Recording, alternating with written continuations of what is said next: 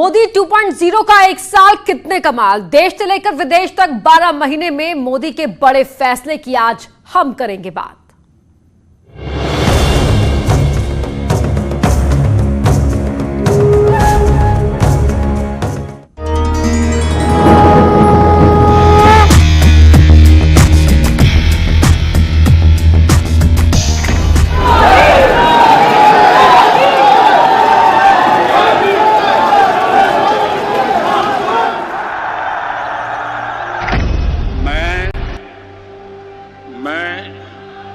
नरेंद्र दामोदर दास मोदी ईश्वर की शपथ लेता हूं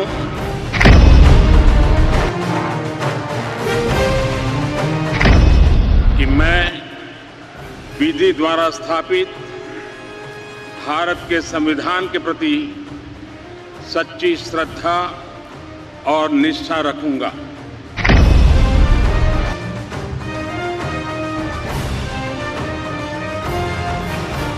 देश के सामने 70 साल से एक और बड़ा चैलेंज था, जिसे कुछ दिन पहले भारत ने फेयरवेल दे दिया है।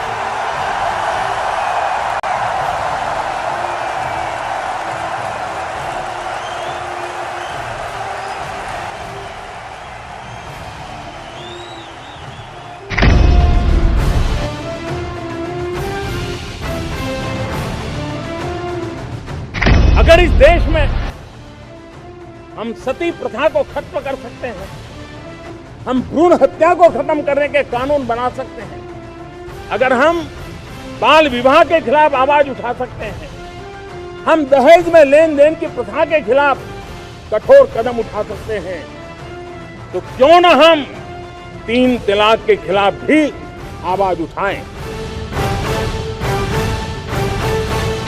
साथियों, राम मंदिर के निर्माण का फैसला सुप्रीम कोर्ट ने दे दिया है। मेरी आपसे प्रार्थना है और मैं हाथ जोड़ के प्रार्थना करता हूं कि आप इस समय देश में जहां भी हैं वहीं रहें।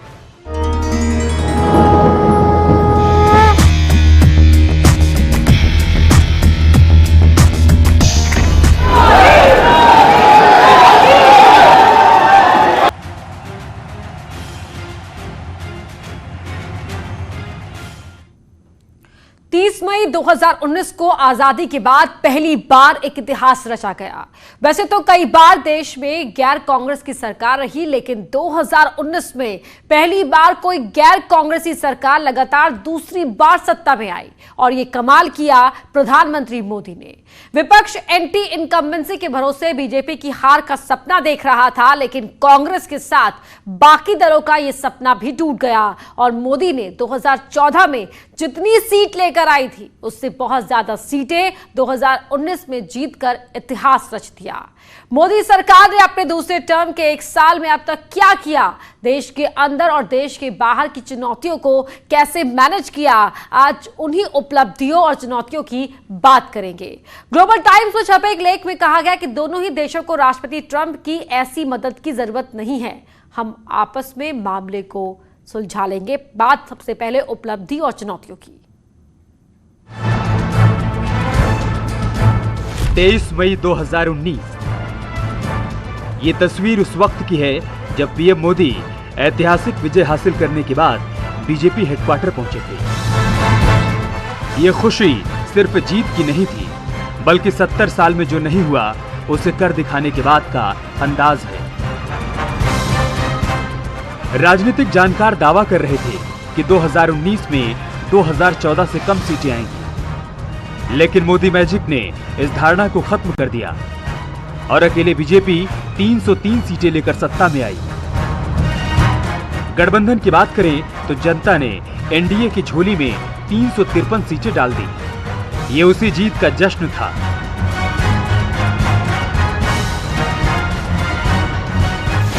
दूसरे टर्म में पीएम मोदी के सामने बड़ी चुनौतियां थी। उन चुनौतियों का पिछले 1 साल में पीएम मोदी ने कैसे सामना किया, किस प्रकार उनका हल निकाला, उसकी बात हम आगे करेंगे। लेकिन सबसे पहले इस वक्त चीन सबसे बड़ी चुनौती है, उसकी हेकड़ी निकालने के लिए पीएम के प्लान की चर्चा करते हैं। साल 2017 में डोकलाम पर चीन ने तनाव पैदा कर दिया था और अब पूर्वी लद्दाख में उसकी हरकतें बढ़ गई थीं। कोरोना काल में जब दुनिया चीन की करतूतों की चर्चा करने में लगी थी, तो चीन कोरोना वायरस के मुद्दे से ध्यान भटकाने के लिए भारत से उलझने लगा। हालात यहाँ तक पहुँच गए कि लद्दाख में भारत चीन सीमा पर दोनों ओर की सेना टकराव की स्थिति में आ गई थी। भारत और चीन की सेनाएं जिस गलवान घाटी में आमने सामने हैं, वो अक्साई चीन का बाहरी हिस्सा है। चीन न कोई लाइन मानता है और न कोई नक्शा। 1962 के युद्ध के बाद भी चीन कई जगहों पर वापस अपनी सीमा में नहीं गया। अक्साई चीन में भी चीन उस जगह तक ही वापस लौटा था जहां वो 1960 में था, यानी 1958 के दावे वाली सीमा तक ही, जिसे चाइनीज क्लेम लाइन कहते हैं।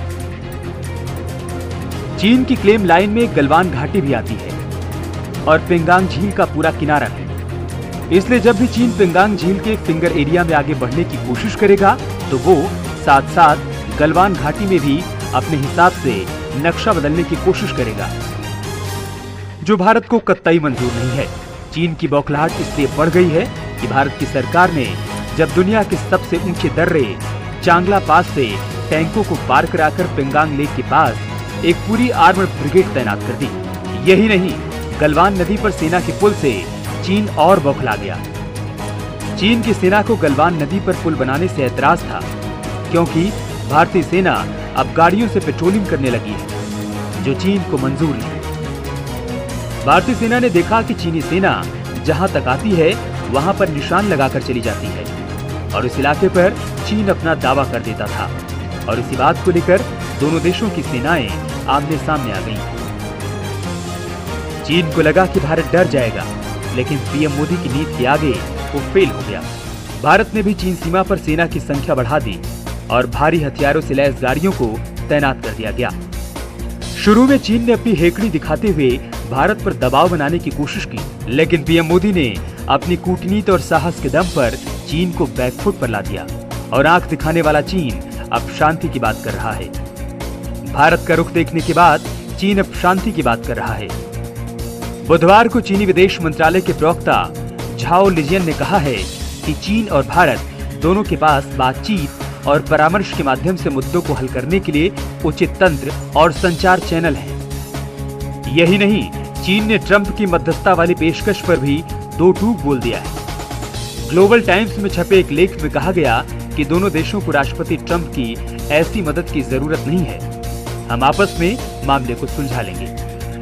चीन का रुख तब आया है जब वहां के राष्ट्रपति ने अपनी सेना को किसी भी हालत से निपटने के लिए तैयार रहने को कहा था। चीन तब भी भड़क गया था जब ताइवान के राष्ट्रपति के शपथ ग्रहण समारोह में बीजेपी के 2 सांसद शामिल हुए। वो मोदी सरकार पर दबाव बनाने की कोशिश करने लगा, लेकिन भारत चीन के सामने नहीं झुका। नेपाल में भी मोदी सरकार ने चीन की चाल को नाकाम कर दिया। जिस लिपुलेख और कालापानी पर नेपाल नक्शा बनाकर दावा कर रहा था, अब वो नक्शा नेपाल ने खुद ही रद्दी की टोकरी में डाल दिया है। वहां की संसद में वो नक्शा पेश नहीं किया गया। यानी चीन अब समझ गया है कि भारत से उलझना ठीक नहीं है और पीएम मोदी उसकी हुड़की से डरने वाले नहीं हैं, बल्कि पलटकर उसी की भाषा में जवाब देने वाले हैं।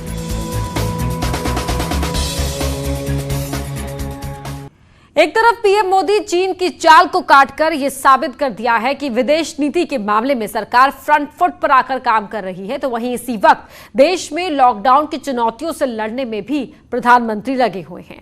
24 मार्च से शुरू हुआ लॉकडाउन का सिलसिला अभी जारी है। ऐसे में 130 करोड़ की जनता का ख्याल रखना, देश की जरूरतों को पूरा करना आसान नहीं है। एक हाथ से गरीबों को खाना खिलाने में सरकार जुटी है, तो दूसरे हाथ से देश को आत्मनिर्भर बनाने के लिए 20 लाख करोड़ रुपए के पैकेज दे रही है। पीएम मोदी ने महामारी को मौके में बदल दिया है। दुनिया में महासंकट, मोदी बने संकट मोचक। जब दुनिया के शक्तिशाली देश कोरोना के कहर से रो रहे थे, तड़प रहे थे, तो हिंदुस्तान के पीएम इस संकट में नहीं घबराए।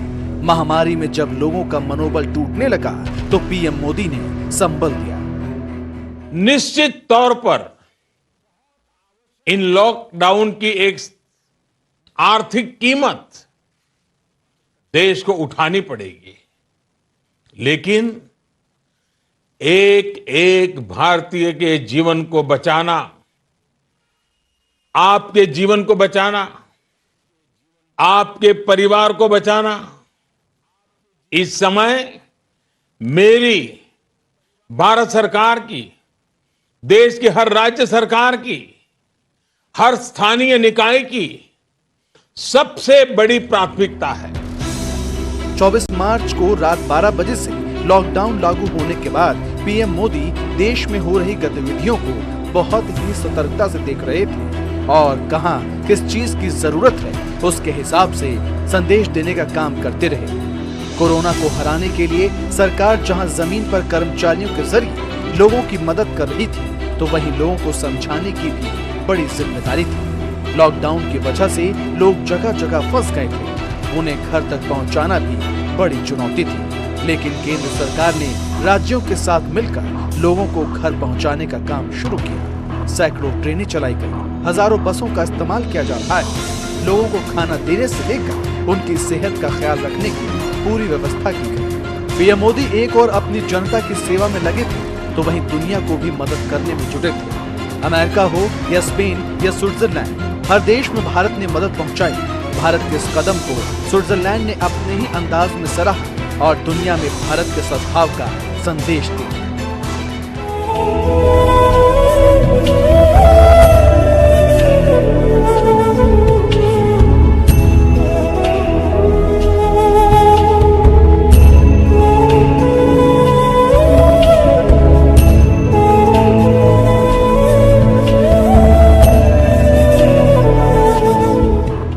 कोरोना काल में महानायक बनकर उभरे पीएम मोदी जानते थे कि सिर्फ सड़क पर निकले मजदूरों, बीमारों और दुनिया को दवा देकर कोरोना से नहीं निपटा जा सकता।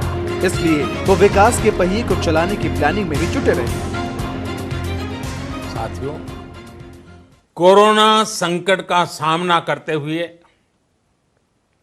नए संकल्प के साथ मैं आज एक विशेष आर्थिक पैकेज की घोषणा कर रहा हूं। यह आर्थिक पैकेज आत्मनिर्भर भारत अभियान, आत्मनिर्भर भारत अभियान की अहम कड़ी के तौर पर काम करेगा। महामारी को मौके में बदलने की योजना पर काम करना शुरू कर दिया और देश को आत्मनिर्भर बनाने के लिए 20 लाख करोड़ रुपए पैकेज का भी ऐलान कर दिया।